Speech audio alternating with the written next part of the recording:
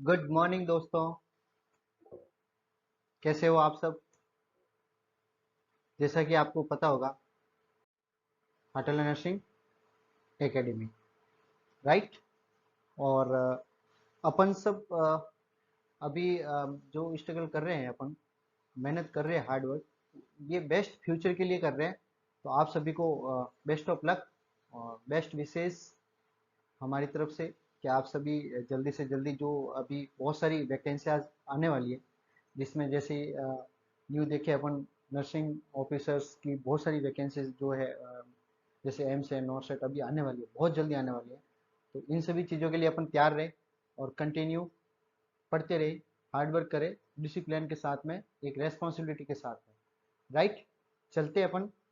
इससे पहले मैंने एक क्लास ली थी आपको, अगर मैंने मेरे वीडियो देखे हो आप लोगों ने, इमरजेंसी ड्रग्स इन आईसीयू, तो लाइव क्लासेस ली थी, लेकिन कई बच्चों के कमेंट्स भी आए कि सर वो उसमें थोड़ा विजिबिलिटी थोड़ा क्लियर नहीं है, राइट। तो अपन एक स्लाइड पीपीटी जो बनाया पावर पॉइंट पे, स्लाइड के थ्रू अपन थोड़ा उसको समझाने का अच्छे से प्रयास करेंगे।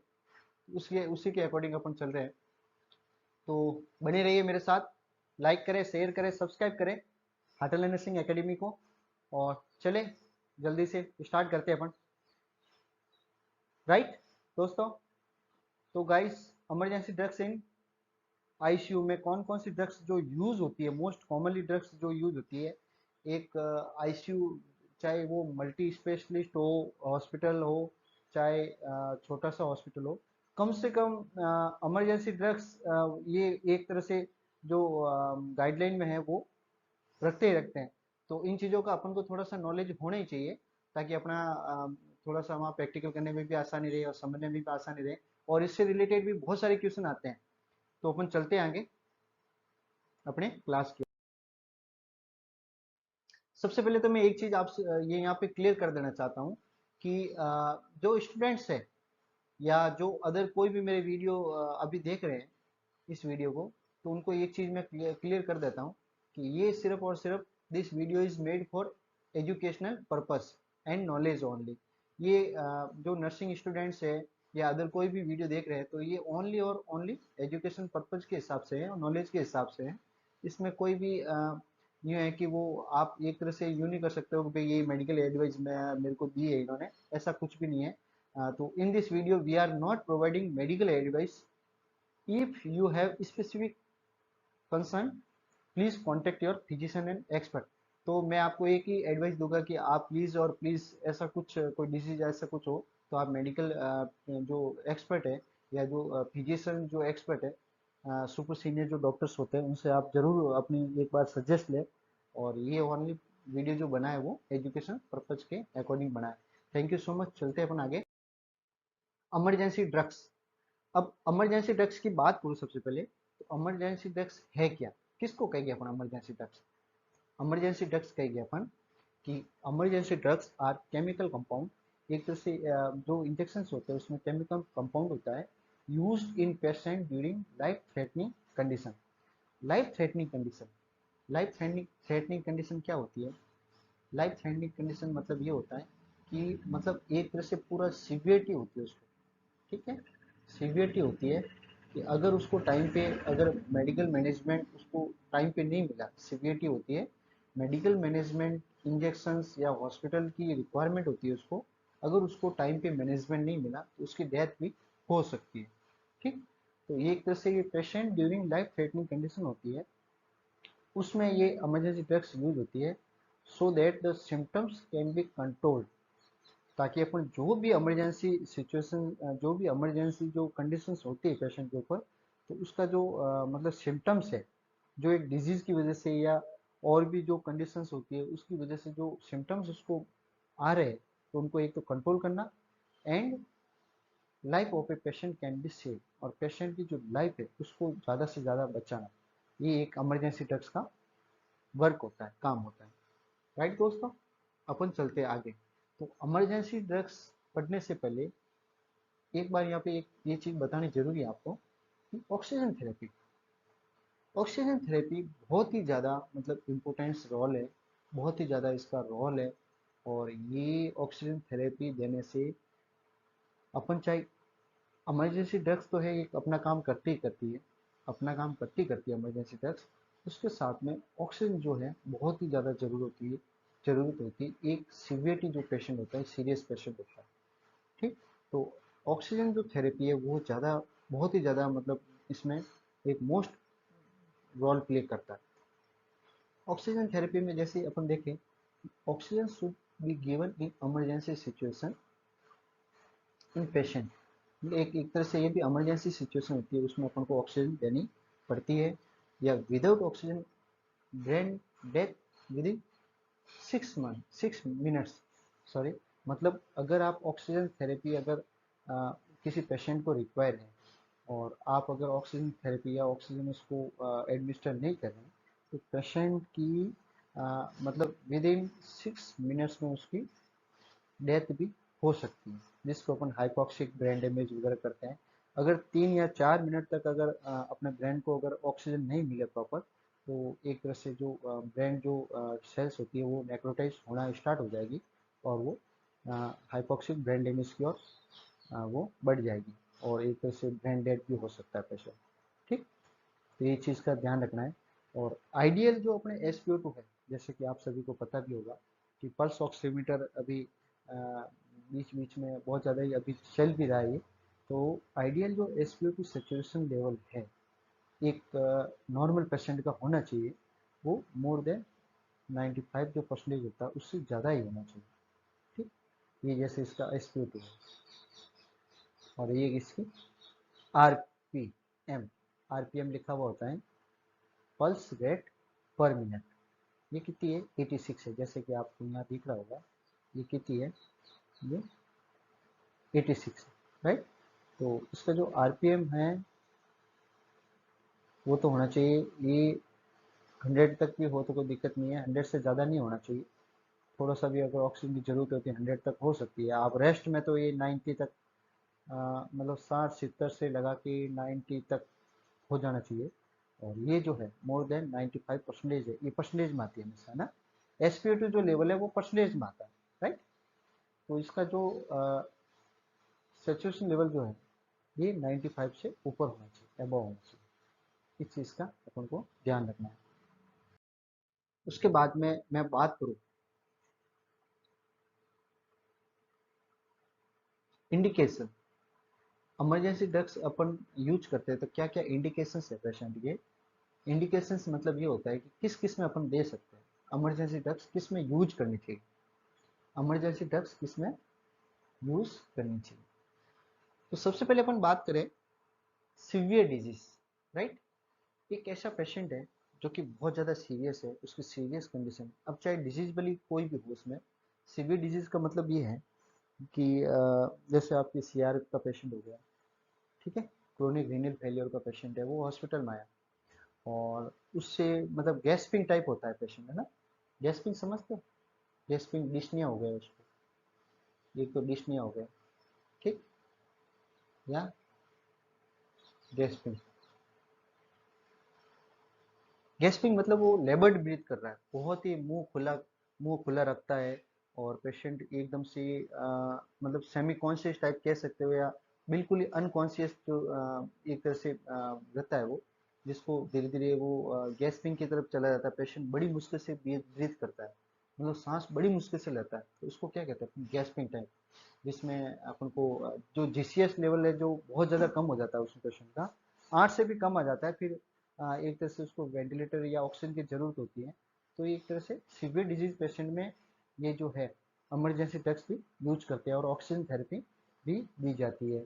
Unresponsive patient, severe disease unresponsive patient who have need to CPR, जिसको CPR की ज़रूरत होती है, कार्डियोपल्मोनरी रिसक्सिटेशन की ज़रूरत होती है उसको, and other conditions such as, जैसे और भी बहुत सारी कंडीशंस है जिसमें इमरजेंसी ड्रग्स यूज होती है। जैसे शॉक हो गया, शॉक, शॉक चाहे कोई भी हो, ठीक है ना। जैसे हाइपोवोलेमिक शॉक हो गया, न्यूरोजेनिक शॉक हो गया, सेप्टिक शॉक हो गया, हाइपोवोलेमिक शॉक हो गया, एक ये जैसे एनाफ्लेक्टिक शॉक हो गया, है ना, कार्डियोजेनिक शॉक हो गया।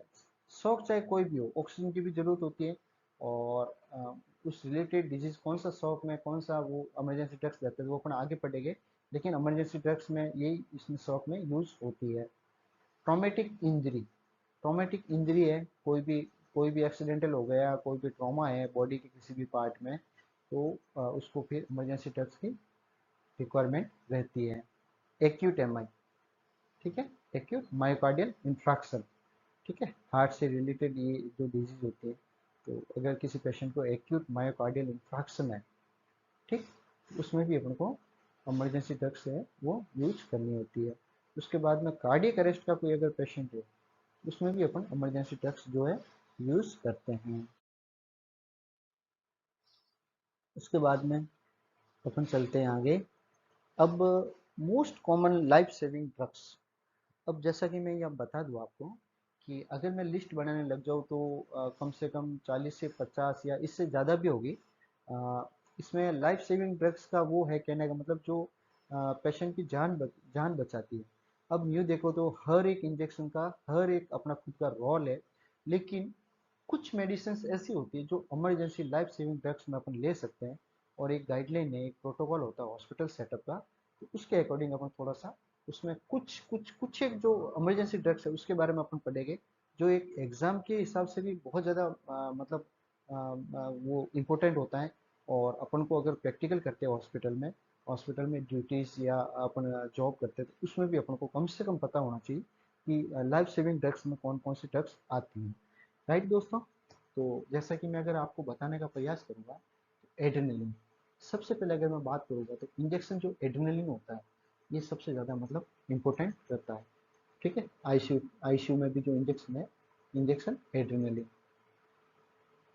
और सेकंड अगर मैं बात करूं, इंजेक्शन एट्रोपिन, ठीक, इंजेक्शन एट्रोपिन, ये भी बहुत ज़्यादा मतलब इम्पोर्टेंट है। इसके बारे में हम विस्तार से आगे पढ़ेंगे, लेकिन अभी अब फिलहाल अपन इमरजेंसी ड्रग्स के बारे में थोड़ा जान लेते हैं। एड्रेनलिन हो गया जिसको अपन एपिनेफ्रिन भी कहते हैं, एट्रोपिन हो गया, उसके बाद में बात करूँ तो जाइलोकेन हो गया, इंजेक्शन जाइलोकेन हो गया, ठीक है।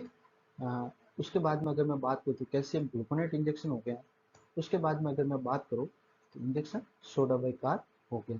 इसके अलावा भी बहुत सारी मेडिसिन है जो कि इमरजेंसी ड्रग्स में आती है, जैसे इंजेक्शन 25% डेक्सटोज हो गया, इंजेक्शन फुसेमाइड हो गया, इंजेक्शन डाइजेपाम हो गया। सबका एक अपना रोल है जो कि लाइफ सेविंग ड्रग्स में यूज होता है, लेकिन अपन कुछ ऐसी मेडिसिन है जो आईसीयू में लाइफ सेविंग ड्रग्स में यूज होती है, और इन सब के बारे में पढ़ेंगे, लेकिन आगे अपन विस्तार से उनके बारे में पढ़ेंगे जो इनमें इमरजेंसी ड्रग्स में नहीं है। ठीक दोस्तों, अब चलते हैं अपन और भी ऐसी जैसे and other disease wise drugs. Disease wise drugs कैसे हो गई कि जैसे कि मैं अगर बात करूँ डिजीज वाइज ड्रग्स की, तो commonly used in CCU and ICU and CCU as a sedative या एज ए एनाल्जेसिक के रूप में, ओपोइड एनाल्जेसिक के रूप में यूज होती है, उनके बारे में यहाँ बात करेंगे। तो ओपोइड एनाल्जेसिक हो गई या ओपोइड ड्रग्स कौन कौन सी होगी, तो ओपोइड्स में अगर अपन बात करें तो जैसे इंजेक्शन मॉर्फिन हो गया, इंजेक्शन फेंटानिल हो गया, इंजेक्शन ये पैथिडीन हो गया, इंजेक्शन नेलेक्सोन हो गया। ये अपन एक तरह से यूँ देखो नार्कोटिक ड्रग्स भी कह सकते हैं अपन ना। तो ये चीज़ मतलब इसको बहुत ही ज़्यादा मतलब लॉकर में रखना पड़ता है, और इसकी जो रूल्स एंड रेगुलेशन है बहुत ही स्ट्रिक्टली होते हैं। तो ये चीज़ें भी मतलब अपन को थोड़ा पढ़ना जरूरी है। उसके बाद में मैं अगर बात करूँ बेंजोडाइजेपिन्स, बेंजोडाइजेपिन्स ग्रुप है, ऑपोइड्स क्या है, ये ग्रुप है, बेंजोडाइजेपिन्स ग्रुप है, ठीक है ना, जो कि साइकेटिक में भी आती है, और इसमें भी अपन पढ़ते हैं। डाइजेपाम हो गया, इंजेक्शन मेडाजोलम हो गया, इंजेक्शन लॉर्जेपाम हो गया, इंजेक्शन फ्लूमाजेनिन हो गई। ये सारी जो ड्रग्स है ये एक तरह से बेंजोडाइजेपिन्स ड्रग्स में भी आती हैं, और ये भी एक तरह से आईसीयू में उसको भी रखा जाता है।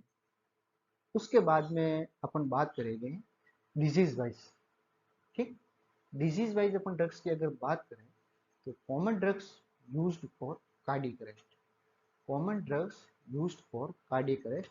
कार्डियक अरेस्ट में मतलब कौन कौन से ड्रग्स अपन यूज करते हैं, तो जैसे कि सबसे पहले अगर मैं बात करूँ वेसोप्रेसर। तो वेसोप्रेसर क्या है, वेसोप्रेसर होती है, वेसोप्रेसर इज ए यूँ समझो आपकी जो अपने की जो ह्यूमन बॉडी में ब्लड की जो वेसल्स होती है, ब्लड वेसल्स होती है, ब्लड वेसल्स होती है उसको कॉन्स्ट्रिक्ट करने का काम करती है। उसको क्या करती है, नैरो कर देती है बिल्कुल ही। जैसे ये इतनी बड़ी वेसल्स है, ब्लड वेसल्स बड़ी बड़ी होगी, ये ऐसे समझाने का प्रयास कर रहा हूँ मैं। लेकिन जैसे ही आप वेसो प्रेशर दोगे उसको, आईवी आईएम जो भी डॉक्टर्स के एडवाइस के हिसाब से बोलेंगे वो, तो ये एक तरह के ब्लड वेसल्स को पतला कर देता है, फिर ये कॉन्स्ट्रिक्ट कर देता है, यहाँ से फिर यहाँ आ जाएगा। तो अब जब ब्लड वेसल्स पतली हो जाएगी तो वो कैसा भी सीवियर हाइपोटेंशन है तो एक बार से उसकी एक बार तो ब्लड प्रेशर उसका बढ़ जाएगा। तो वैसो कॉन्स्ट्रिक्ट का करने का काम करती है। उसके बाद में अगर बात करूँ एंटी एरेथमिक ड्रग्स। एरेथमिक से क्या मतलब है, एरेथमिया का मतलब ये है कि उसका जो रिदम है बिल्कुल ही डिस्टर्बेंस हुआ होता है, हार्ट का जो रिदम है, ठीक, हार्ट मसल्स या हार्ट कार्डियक जो हार्ट मसल्स होती है उसका जो रिदम है, उसका जो रिदम है वो बिल्कुल ही डिस्टर्बेंस हुआ हुआ होता है। उसको एक कोऑर्डिनेट करने के लिए एंटी एरेथमिक ड्रग्स देते हैं, मतलब उसके रिदम को सही करने के लिए एंटी एरेथमिक ड्रग्स देते हैं, तो उसको कहते हैं अपन एंटी एरेथमिक एजेंट। उसके बाद में अपन बात करेंगे anti hypertensive and vasodilator agent, right. उसके बाद में अपन बात करेंगे एंटी हाइपरटेंसिव। एंटी हाइपरटेंसिव से क्या मतलब है, हाइपरटेंशन को कम करता है, ठीक। और वेसोडाइलेटर से क्या मतलब है, ब्लड की जो वेसल्स है उसको डायलेट करता है। वेसो प्रेशर तो क्या करेगा, कॉन्स्ट्रिक्ट करेगा, और वेसो डायलेटर क्या करेगा, डायलेटर करेगा। मतलब अब इसमें क्या करेगा, डायलेट कर देगा। जैसे ये ब्लड वेसल्स है उसको ये फिर एक तरह से जैसे ही, ये ड्रग देंगे अपन तो ये बड़ी सी इसका जो एक तरह से वॉल्यूम है वो बढ़ जाएगा और ये डायलेट हो जाएगी, ठीक। जब डायलेट हो जाएगी तो हाइपरटेंशन होता है वो फिर एकदम से बीपी या ब्लड प्रेशर वो कम हो जाएगा, ठीक दोस्तों। बिल्कुल सिंपल भाषा हम समझाने की कोशिश कर रहे हैं। उसके बाद में अगर अपन बात करेंगे anti platelet agent. Anti platelet मतलब लाइसिस, प्लेटलेट का लाइसिस, ठीक है। प्लेटलेट जो होता है उसका तोड़ना, ठीक है ना। प्लेटलेट जो होता है उसका उसको तोड़ना, उसको ब्रेक डाउन करना और लाइसिस करना, और लाइसिस करने के बाद कैसा भी क्लॉट है वो एकदम से पतला हो जाएगा, ठीक है। Anti platelet. उसके बाद में अपन बात करेंगे आइनोट्रोपिक एजेंट। इसके बारे में अच्छे से एक वीडियो बनाऊंगा और आपको अच्छे से समझाऊंगा आज। आइनोट्रोपिक एजेंट, आइनोट्रॉप्स जो होते हैं, आइनोट्रॉप्स का मतलब ये होता है कि मैं आगे बताऊंगा। जैसे हार्ट हो गया, हार्ट में जैसे कार्डियक आउटपुट को प्रॉपर बनाए रखने के लिए एक तो हार्ट रेट जो है वो उसमें जो है वो चेंज होता है ऊपर डाउन, या आइनोट्रोपिक पॉजिटिव आइनोट्रोपिक नेगेटिव ये चीज़ें अपन पढ़ेंगे इसमें। उसके बाद में जैसे ये क्रोनोटॉपिक पॉजिटिव क्रोनोटॉपिक नेगेटिव बेथमोटॉपिक हो गया, और ये सारी चीज़ें अपन आगे पढ़ने वाले हैं, ठीक। अब सबसे पहले अपन अगर बात करें इमरजेंसी ड्रग्स में, लाइफ सेविंग ड्रग्स जो अपन ने छोटे से वो बनाए थे 4-5 जिसमें इंजेक्शन अपन बताए थे, तो लाइफ सेविंग ड्रग्स में अगर अपन बात करें तो सबसे पहले अपना जो लाइफ सेविंग ड्रग्स वो है एड्रेनलिन, ठीक।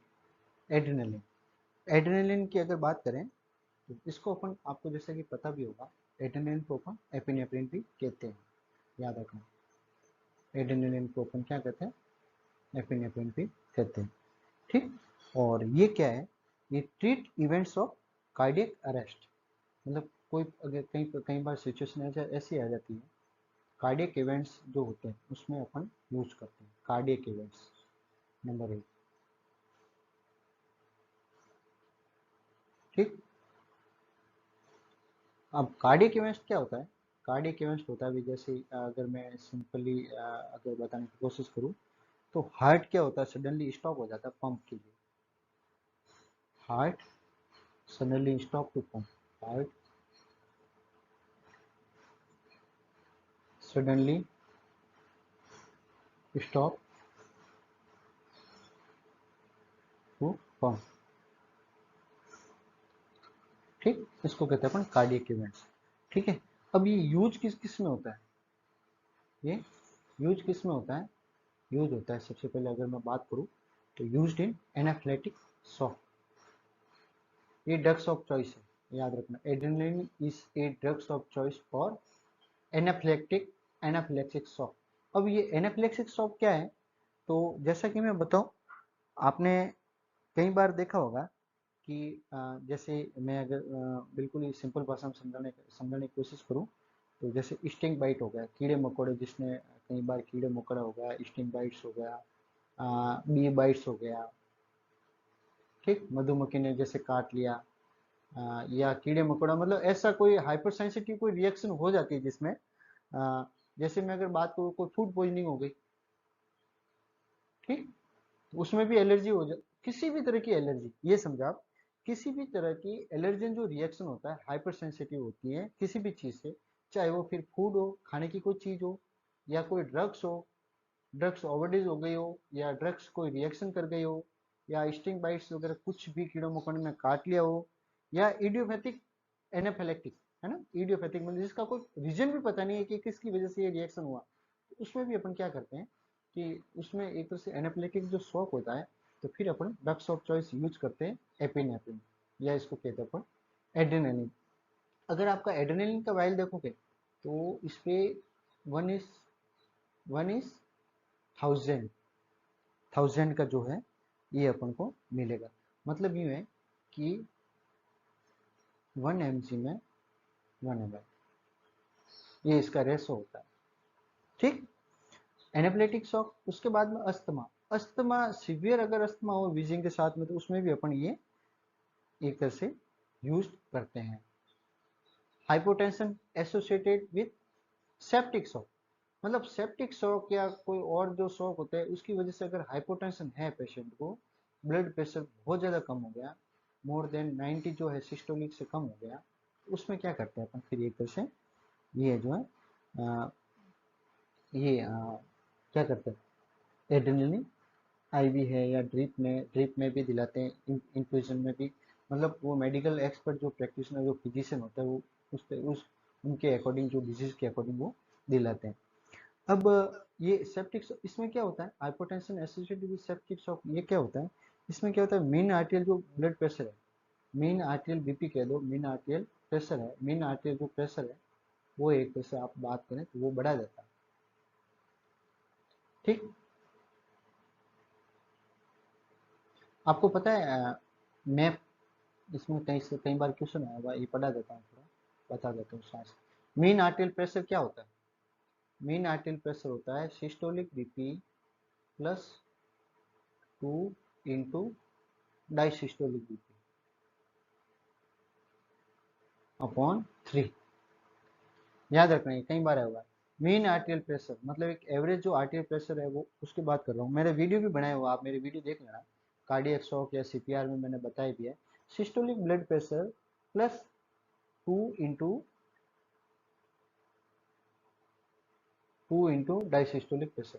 अब कैसे, सिस्टोलिक प्रेशर मतलब अगर मैं 100/60 जो है ये सिस्टोलिक हो गई, डाइसिस्टोलिक हो गई, 100/60 का अगर मैं निकालो, मीन आर्टरी प्रेशर अगर निकालो, तो सिस्टोलिक कितना हो गया 100, 100, ये 100 हो गया साहब, प्लस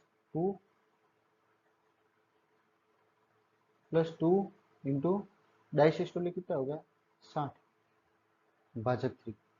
अगर मैं यहाँ बात करूँ तो ये हो गया 100 प्लस 120, 60 × 2 120 अपॉन 3। अब अगर तो यहाँ कितने हो गए 100 और 120 कितने हो गए साहब 220, 220/3। अब 220/3 का अगर अपन निकालें तो ये हो गया 3 हो गया 220/3, तो 73 के आसपास जो इसका क्या हो गया, हाँ तारीख 21, 7 तारीख 21 हो गया। सो 73 इसका क्या हो गया, मैप हो गया, मीन आर्टियल प्रेशर हो गया। तो ये है एक तरह से थोड़ा बता दिया, साथ में आ ही गया तो अपन है ना एड्रेनलिन ये लेते हैं। अगर मैं बात करूं एट्रोपिन की, राइट, उसके बाद में बात करूं लाइफ सेविंग ड्रग्स में एट्रोपिन की। एट्रोपिन इसके बहुत ही अच्छी ड्रग्स है, ये भी बहुत ही शानदार ड्रग्स है, और हर आईसीयू में मिलती है, किसी भी आईसीयू में चले जाओ हर आईसीयू में ये मिलती है। ये क्या है सर, एक तो ये एट्रोपिन जो है ये क्या है कि भाई साइनस जो ब्रेडिकार्डिया है, साइनस जो ब्रेडिकार्डिया है उसमें बहुत ही ज़्यादा यूज होती है। साइनस ब्रेडिकार्डिया क्या मतलब है? नॉर्मल पल्स रेट जो होती है वो आप मान के चलो 62 नॉर्मल होती है, 62 90 तक मान लो। वैसे तो अगर 60 से नीचे हो जाए तो ब्रेडिकार्डिया कहलाता है, और 100 से ऊपर हो जाए तो टेकिकार्डिया कहलाता है। ठीक। लेकिन क्या है कि 60 से भी अगर कम हो जाए, लो हो जाए हार्ट रेट पर मिनट के हिसाब से, तो अपन क्या करते हैं, उसको साइनस ब्रेडिकार्डिया कहते हैं। और ये क्या करेगी, हार्ट रेट जो है उसको एक तरह से बढ़ाने का काम करती है। ठीक है, तो अपन यूँ कह सकते हैं कि आइनोटोपिक पॉजिटिव भी है। ठीक। और ये क्या करती है सर, उसमें और कहाँ यूज होता है कि radio radio salivation and bronchial secretion before surgery. ये देखो एट्रोपिन कहाँ यूज होता है, जो एनेस्थेटिक वगैरह होते हैं वो ओटी में देते हैं। रेडियो सेलाइवेशन मतलब जो अपने वेगस जो नर्व होते हैं उसको ब्लॉक कर देते हैं एक तरह से। और गले में बहुत सारे जो सिक्रेशंस होते हैं, सलाइवा बनता है, उसको एक तरह से ब्लॉक करके कम कर देता है ना, सलाइवा बनाना बंद कर देता है। और ये उस क्यों क्यों करवाते हैं ऐसा, क्योंकि बिफोर सर्जरी, क्योंकि जब पेशेंट अंडर जीए चला जाता है, मतलब उसको अगर एनेस्थेटिक एनेस्थीसिया देता है, जनरल एनेस्थीसिया, तो पेशेंट को इंटूबेट करना पड़ता है, या तो फिर अनकॉन्शियस टाइप हो जाता है पेशेंट, तो उस समय जो सलाइवा है वो कम करने पड़ते हैं, नहीं तो वो एस्पिरेट कर देगा, राइट। इसलिए फिर उसको क्या है कि एट्रोपिन भी दिया जाता है। तो ये बिल्कुल एट्रोपिन का भी एक यूँ होता है कि एक मैकेनिज्म ये है कि अगर अपन कम मात्रा में देते हैं तो एक तरह से ये हार्ट रेट को कम कर देता है, और ज़्यादा मात्रा में देते हैं थोड़ा सा, तो ये एक तरह से जो इसका निश्चित डोज से ज़्यादा देते हैं तो फिर एक तरह से हार्ट रेट को बढ़ाता है। और सलेवेशन एंड ब्रोंकियल सिक्रेशन, ब्रोंकियल मतलब ब्रोंकस में जो सिक्रेशन है उसको ही एक तरह से कम कर देता है। Antidote of overdose poly energic drugs, याद रखना ये चीज़ बहुत ही शानदार है। तो अगर अपन ये जैसे ऑर्गेनोफॉस्फोरस ओपीएस, जैसे कि ऑर्गेनोफॉस्फोरस है ना, overdose of overdose of poly energic drugs, organophosphorus याद रखना, drugs of choice, antidote of organophosphorus, तो क्या लिखोगे आप, ऑर्गेनोफॉस्फोरस, ऑर्गेनोफॉस्फोरस। ओपीएस का एंटीडोट क्या है, ओपीएस का एंटीडोट है साहब एट्रोपिन। क्या है, एट्रोपिन, राइट। और मशरूम पॉइजनिंग में भी एट्रोपिन देते हैं, ये भी याद रखना। मशरूम पॉइजनिंग का भी ड्रग्स ऑफ चॉइस एंटीडोट क्या है, ओवरडोज हो जाएगा तो उसमें भी एट्रोपिन देते हैं। और आपको पता है कि ये 0.6 mg ईच वायल, 1 ml का ही वायल आता है, 1 ml का, उसमें भी ये कितना आता है, 0.6 mg होता है। चलिए अपन आगे, चलो चलते हैं अपन आगे। दोस्तों एनर्जिक रहिए, साथ में बने रहिए, और मेरे वीडियो को लाइक जरूर करें, सब्सक्राइब करें, शेयर करें, अपने दोस्तों तक पहुंचाएं मेरे वीडियो, जिससे कि ज़्यादा से ज़्यादा लोगों का अपने जो बंदे हैं जो तैयारी कर रहे हैं उनको फ़ायदा हुए। और दुआ देंगे, कम से कम फ़ायदा होगा तो दुआ ही देंगे भाई, कि यार सर आपने मेहनत की और हमें भी पढ़ाया, और मैंने भी बहुत स्ट्रगल किया है दोस्तों। तो आप भी ज़रूर पेशेंस बनाए रखें, कंटिन्यूटी स्टडी रखें, 101% आपका सिलेक्शन कोई नहीं रोक सकता। और जिस दिन सिलेक्शन होना स्टार्ट हो जाएगा, आप यकीन मानिए कि आपको एग्ज़ाम का जो पेपर है वो देखते ही पता चल जाएगा, ऑनलाइन हो चाहे ऑफलाइन हो, देखते ही पता चल जाएगा। जैसे ही आप एग्ज़ाम कंप्लीट करके बाहर निकलोगे, आपको आइडिया हो जाएगा, अरे यार मेरा तो सिलेक्शन श्योर है। क्यों? क्योंकि आप जिस दिन आप हार्ड वर्क करने लग जाओगे, उस दिन आपको आइडिया हो जाएगा, नहीं यार आज मेरा सिलेक्शन श्योर है ना। तो ये फीलिंग्स आती है तब कब आती है, तब आती है जब आप वास्तव में हार्ड वर्क करते हो, कंप्लीटली आपको सीरियसली सब कुछ पढ़ा हो आपने। अब चलते हैं लाइफ सेविंग ड्रग्स में। थर्ड जो ड्रग्स है जाइलोकेन। आपको जैसे पता ही होगा कि जाइलोकेन का जो जेनरिक नेम है वो क्या है, लिग्नोकेन। क्या है जाइलोकेन का जेनिक नेम, क्या हो गया, लिग्नोकेन। ठीक। ये ऐसा इंजेक्शन होता है, आपने देखा भी होगा। ये अलग अलग कंपनी का अलग अलग हो सकता है, कोई बड़ी बात नहीं है। Lignocaine hydrochloride. अच्छा, ये कब देते हैं? ये एंटी एरिथमिक ड्रग्स है, एंटी एरिथमिक ड्रग है, याद रखना। एंटी एरिथमिक मतलब हार्ट की जो रिदम है उसको कंट्रोल में लाती है, उसको सही करती है, ठीक।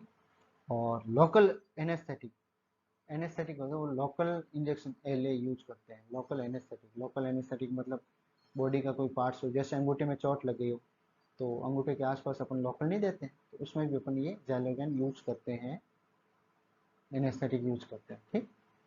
स्टिच वगैरह लगाते हैं, या और कोई नर्व ब्लॉक को, जो पेन पेन की जो नर्व ब्लॉक उसको ब्लॉक कर देती है, और ये फिर से पैरालिसिस उसको कर देती है, राइट।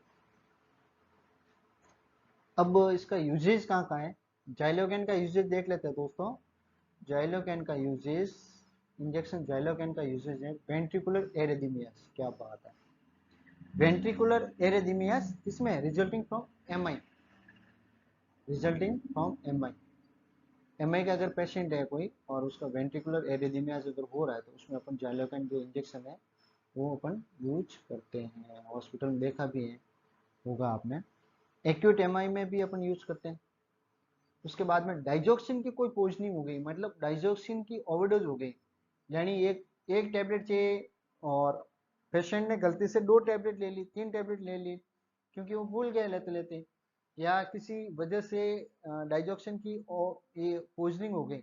अच्छा, डाइजोक्सिन पोजनिंग में डाइजोक्सिन से रिलेटेड बिल्कुल एक अलग वीडियो बनाऊंगा, क्योंकि यहाँ सब कुछ नहीं बताऊंगा। रीजन ये है कि डाइजोक्सिन से रिलेटेड एक न एक क्वेश्चन आता ही रहता है ना। कार्डियक ग्लाइकोसाइड है, जैसे डाइजोक्सिन कब यूज करते हैं, सीसीएफ हो गया, एलबीएफ हो गया, उसमें यूज करते हैं, क्या मात्रा है उसकी, थेराप्यूटिक जो डोज होगी वो कौन सी है, थेराप्यूटिक से फिर टॉक्सिसिटी क्या है, इसके एडवर्स इफेक्ट क्या है, साइड इफेक्ट क्या हो जाते हैं, अर्ली जो सिम्टम्स ओवरडोज में टॉक्सिसिटी होती है वो क्या सिम्टम्स हैं। तो ये सारी चीज़ अपन डिस्कस करेंगे अलग वीडियो में, पूरा डाइजोक्सिन का वीडियो बनाएंगे, तो ठीक है। चलो, लोकल एनेस्थीसिया, लोकल एनेस्थीसिया को अपन जाइलोकेन यूज करते हैं, जैसे कि बताया था, ठीक दोस्तों। अब इसमें अलग अलग अवेलेबिलिटी है, जैसे ये 2% है, 1% में भी आता है ये, ठीक। 2% में भी आता है, और इसमें भी जैसे 5 ml का भी आता है, 10 ml का भी आता है, 20 ml का भी आता है, 30 ml का भी आता है, ठीक है ना, 50 ml का भी आता है। ये अलग अलग वेराइटी में अवेलेबल है, कोई दिक्कत नहीं है, लेकिन अपन को तो सिर्फ इसका जेनिक नेम याद रखना है, ये याद रखना है, इससे अपन को सब क्लियर हो जाएगा। अब चलते हैं अपन बहुत ही शानदार इंजेक्शन के बारे में। शानदार इसलिए कि वास्तव में वाकई में बहुत ही अच्छा इंजेक्शन है। ये क्या है, जैसे कि आपने देख लो कौन सा इंजेक्शन है, कैल्शियम ग्लूकोनेट, ठीक है दोस्तों, कैल्शियम ग्लूकोनेट। अब चलते हैं कैल्शियम ग्लूकोनेट, आपने देखा होगा जैसे कि ये वाइल है, ये 10% यूवी लिखा होता है, यूवी ऐसा लिखा होता है, ये 10 ml का होता है, ईच 10 ml, ठीक। नंबर 1, सीवियर हाइपोकैल्सियम होता है। अब हाइपोकैल्सियम किसको कहते हैं?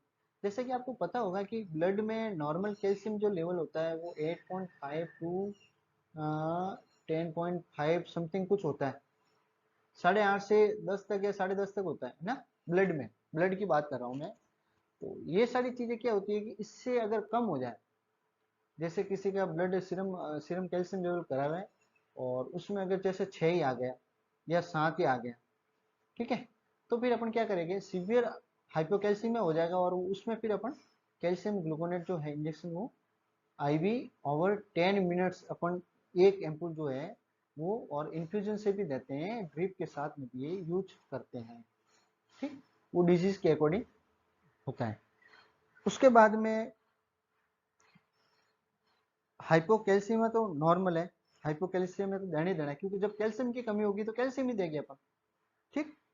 और एक एंटीडोट ऑफ मैग्नीशियम सल्फेट, ये याद रखना।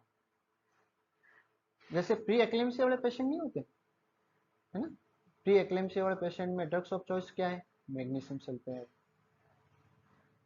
और उसका एंटीडोट क्या है, कैल्शियम ग्लूकोनेट। अगर टॉक्सिसिटी हो जाए मैग्नीशियम सल्फेट की, कैल्शियम ग्लूकोनेट, ठीक है। कैल्शियम ग्लूकोनेट जो है ये भी याद रखना, ये ड्रग्स ऑफ चॉइस है। MgSO4 का एंटीडोट क्या है? Calcium gluconate. क्यों? Symptomatic hypermagnesemia, symptomatic hypermagnesemia में कैल्शियम ग्लूकोनेट देते हैं due to excessive dose of magnesium sulphate. Right दोस्तों, एनर्जी बनाए रखें कंटिन्यू दोस्तों। मजा आ रहा है पढ़ाई करने में, पढ़ने में? कोई दिक्कत हो तो मेरे कमेंट्स बॉक्स में जरूर बताएं। आप आपकी प्रॉब्लम 101% सॉल्यूशन करूंगा, रिप्लाई भी करूंगा। अब चलते आपको एक बहुत ही शानदार मैं बताने वाला हूँ। वास्तव में वाकई में ये चीज़ है ना, कहीं बार एग्जाम में पूछी हुई, इसलिए मैं बताने वाला हूँ पूरा।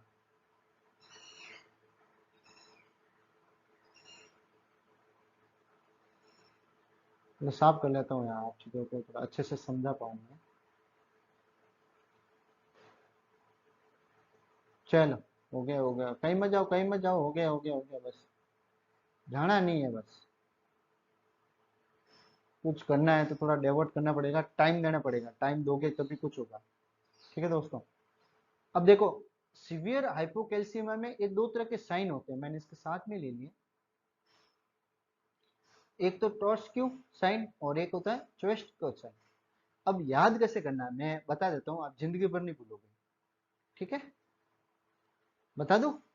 चलो, ची सी से चिक, सी से चॉस्टिक, सी फॉर चॉस्टिक और सी फॉर चिक। चिक यानी गाल, ठीक है, गाल के आसपास होने वाला चॉस्टिक साइन याद रह जाएगा, बहुत ही शानदार है। और टी से टॉर्क्यू, टॉर्स्क्यू साइन मतलब बीपी। अब कैसे होता है मैं बता देता हूँ। अब ये दो तरह के साइन होते हैं इसमें। इसमें क्या होता है, जब पेशेंट के अंदर किसी भी डिजीज या किसी भी वजह से अगर कैल्शियम की कमी हो जाती है, अगर उसमें कैल्शियम की कमी हो जाती है, जो कि नॉर्मल ब्लड में कैल्शियम, जो नॉर्मल ब्लड में सीरम में कैल्शियम होना चाहिए 8.5 टू 10 तक, राइट।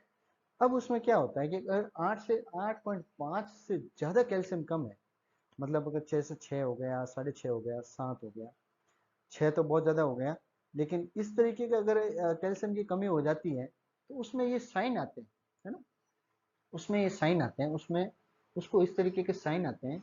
तो सबसे पहले मैं बात करूंगा टॉर्स्क्यू साइन की। सबसे पहले मैं बात करूंगा टॉर्स्क्यू साइन की। टॉर्स्क्यू साइन में क्या होता है दोस्तों, कि जो इनवॉलेंट्री जो कॉन्ट्रेक्शन है, involuntary contraction of muscles in the hand and wrist. Wrist मतलब जैसे ये टॉर्स्क्यू साइन। अब जैसे क्या होता है कि अगर अपन अपर आर्म में ये बीपी कप बांधे, अगर पेशेंट आया हो, हॉस्पिटल में आया और हाथ को यूं यूं कर रहा है, हाथ को एक तरह से घुमाएगा थोड़ा थोड़ा यूं, एक एक वो डक डक जैसा मुंह होता है ना, उस तरीके के ये पूरा डक जैसा ऐसे ये हाथ हाथ को यूं घुमाएगा, ये अंगुली हो जाएगी बहुत सारी, और ये भी तिरछी तिरछी यूं घुमाएगा, यूं घुमाएगा हाथ को। ये कब घुमाएगा? जब अपन क्या करेंगे, इसको क्या कहते हैं, कार्पोपेडल स्पाज्म। इसको क्या कहेंगे, कार्पोपेडल स्पाज्म। Carpopedal spasm. और कार्पोपेडल स्पाज्म कब होगा साहब? जब होगा, जब अपन क्या करेंगे, उसका बीपी कप अपन अपर आर्म पे ऐसे टाई करेंगे, और जैसे ही बीपी में 20 mm ऑफ एसजी सिस्टोलिक जो ब्लड प्रेशर होता है, उससे 20 mm ऑफ एसजी बढ़ाएगी। तो जैसे ही बढ़ाएगी तो ये क्या करेगा साहब, यहाँ से जो है एकदम से हाथ के अंदर की साइड में कंप्रेशन होगा बीपी कप का। बीपी कप का कंप्रेशन होते हैं इनवॉलेंटरी, मतलब अपने हाथ में है नहीं और एकदम से ही ऐसे तिरछा, जो हाथ ऐसे तिरछा घुमाएगा वो, है ना। तो इस तरीके के साइन को क्या कहते हैं अपन, इस तरीके को साइन को कहते हैं अपन टॉर्स्क्यू। अब चलते हैं अपन स्वैस्टिक साइन। स्वैस्टिक साइन में क्या होता है साहब, क्योंकि अगर अपन जैसे ये जो ये है ना, ये है, अपन यूँ समझे कि फेशियल जो नर्व होती है, twitching of muscles inverted by the facial nerve. ये जो फेशियल नर्व होते हैं ना यहाँ पे, फेशियल नर्व को अगर अपन अंगुली से टैप करें, यूँ टैप मतलब 2-3 बार यूँ टैप करें, यूँ ऐसे ऐसे टैप करेंगे, तो टैप करने के बाद क्या होगा कि फेशियल का जो सेम साइड का जो मुंह है, उसमें सेम साइड का जो मुंह है, जो फेशियल नर्व होती है, वो एकदम से है ना स्टिमुलेट हो जाएगी, और एबनॉर्मल जो है वो relaxation of stimulation of facial nerve, तो एकदम उसका सेम साइड का जो है यहाँ से एकदम से उठ जाएगा, यहाँ टैप करेगा तो यहाँ से एकदम से उठेगा, उठेगा और एकदम से कॉन्ट्रैक्शन होगा, कॉन्ट्रैक्ट होगा मसल्स का, यहाँ पे लिप पे, और ये इस साइड, यहाँ इस वाले एरिया होते ही उसको कहते हैं चेस्ट के एकदम से यहाँ स्टिमुलेट टाइप होगा। ठीक दोस्त, तो ये चीज है। ठीक, चीक और चिक, चिक और स्वेस्टिक चैन याद रखना, ये चिक से चिक के ऊपर टैप करते हैं, ठीक है ना। तो टैप करेंगे तो क्या होगा, और टैप कहाँ करेंगे, front of the tragus, tragus ये ट्रेगस है ना, ट्रेगस के पास में अगर अपन उसको करेंगे तो फेशियल एकदम से फेस है उसका कांटेक्ट होगा यहाँ से जो मसल से। ठीक, और 10% से क्या मतलब है, कैल्शियम इंजेक्शन, कैल्शियम ग्लूकोनेट 10%, 10% से ये मतलब है, अगर अपन बात करें जैसे, तो इसमें कैल्शियम ग्लूकोनेट 100 mg की, 100 mg में 1 ml कैल्शियम, ईच 1 ml जो कैल्शियम ग्लूकोनेट अगर लें तो उसमें 100 mg आएगा। उसी तरह मैं बात करूँ 10 ml की, तो 10 ml में कितना आएगा, 1000 mg। ठीक, मतलब यूँ सीधी सी बात ये है कि 1 ग्राम जो कैल्शियम ग्लूकोनेट का वायल है, 1 ग्राम, 1 ग्राम का जो कैल्शियम ग्लूकोनेट का 10 ml में कितना आता है, 1 ग्राम, 1 ग्राम आता है मीन्स 10%। ठीक दोस्तों, ये होता है। अब लास्ट वन अपन अब बात करेंगे सोडा बाई कार्ब, ये पार्ट फर्स्ट है आज।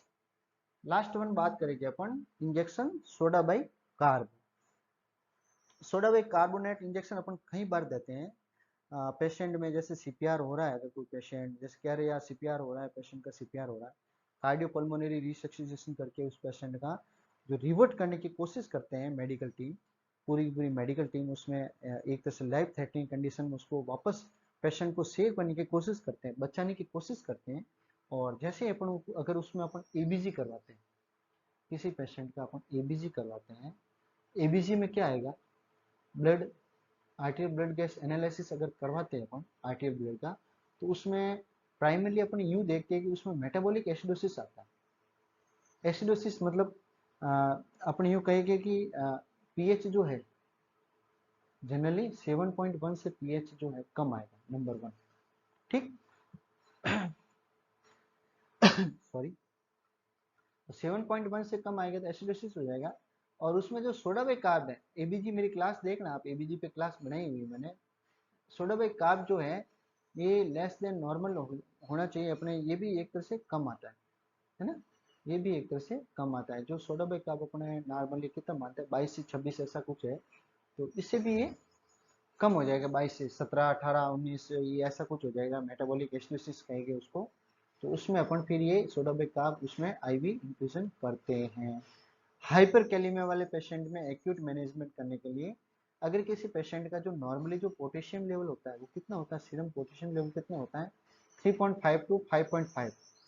ठीक है, लेकिन अगर क्या होता है कि जब 5.5 से 5.5 से अगर उसका पोटेशियम लेवल बढ़ जाता है ब्लड में, तो अपन हाइपर कैलीमिया हम पेशेंट कहते हैं उसको। और हाइपर कैलीमिया फिर क्या करते हैं, soda by carb injection, soda by carbonate वो यूज करते हैं। ठीक है ना, तो ये सारी चीज़ें याद रखना अपन को दोस्तों, और ज़रूर याद रखना आपको। उसके बाद में आगे अपन नेक्स्ट क्लास में, नेक्स्ट वीडियो को चाहे नेक्स्ट क्लास को अपन पढ़ेंगे वेसोप्रेसर पढ़ेंगे। वेसोप्रेसर में क्या पढ़ेंगे, डोपामिन, डोबुटामाइन, एपिनेफ्रिन, एड्रेनलिन पढ़ दिया अपन ने, लेकिन नॉरेड पढ़ेगी अपन। ठीक है, डोपामिन हो गया, डोबुटामाइन हो गया, उसका क्या मैकेनिज्म है, और नॉर एड्रेनलिन हो गया। उसके बाद में आइनोट्रॉप पे पूरी एक क्लास बना रहा हूँ मैं, आइनोट्रॉपिक अलग से पढ़ेंगे अपन। आइनोट्रॉपिक हो गया, क्रोनोट्रॉपिक हो गया, ड्रोनोट्रॉपिक हो गया, बेथमोट्रॉपिक हो गया, ये किस तरीके से काम करता है, ये सारी चीज़ें अपन पढ़ने वाले हैं। थैंक यू सो मच दोस्तों, बहुत बहुत शुक्रिया तहे दिल से, आप लोगों ने कंटिन्यू मेरी क्लास को ज्वाइन किया, वॉच किया। और प्लीज़ रिक्वेस्ट, आप मेरे को मोटिवेट करते रहें, अटल एंड एकेडमी को ऐसे कंटिन्यू प्यार दें, विश्वास दें, ट्रस्ट जरूर दें, विश्वास दें और साथ में अपने लोगों को भी सब्सक्राइब करें, अपने फ्रेंड सर्कल है, अपने जो नियर कलीग हैं और रिश्तेदारों में कोई भी है तो उनको इस अटल नर्सिंग एकेडमी के बारे में ज़रूर बताएं। Thank you so much.